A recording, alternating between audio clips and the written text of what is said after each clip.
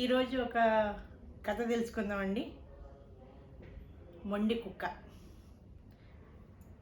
ఒక ఊర్లో పగలంతా ఎండాకాలము కుక్క అటు ఇటు తిరుగుతూ అలసిపోయింది. వెళ్తుంటే ఒక చోట ఒక ఎడ్ల పక్క కనిపించింది.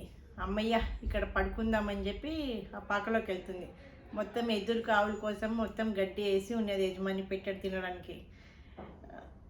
అవి మంచి గడ్డి మీద మెత్తగా హాయిగా కుక్క పడుకొని నిద్రపోతుంది. సాయంకాలం అయింది. ఈ ఎద్దు ఇంటికి వచ్చింది సాయంత్రం. లోపల పాకలోకి వెళ్ళి ఆ గడ్డి తింటుంటే ఆ చప్పుడు కుక్కకు మెలకు వచ్చింది. ఏయ్, ఎందుకు తింటున్నావు? డిస్టర్బ్ అవుతుంది, నువ్వు తినక వెళ్ళు అన్నది. అప్పుడు ఎద్దు అన్నది, ఇది నాది స్థానము, నాది గడ్డి, నేను తింటున్నాను, నువ్వు మంచిగా పడుకో, నీకేం డిస్టర్బెన్స్ అన్నదట. కుక్క అన్నదట, నువ్వు తినటానికి లేదని చెప్పి తింటుంటే దాని మూతి దగ్గర పోయి అడ్డం తిరుగుతూ తినేటైతే బోమని అరుస్తుంది.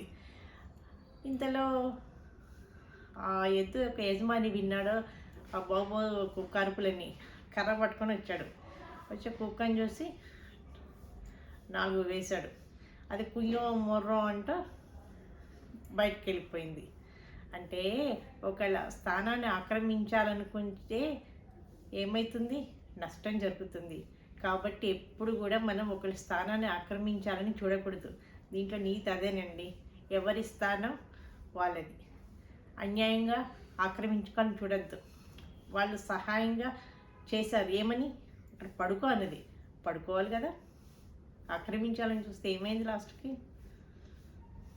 Please like, share, subscribe.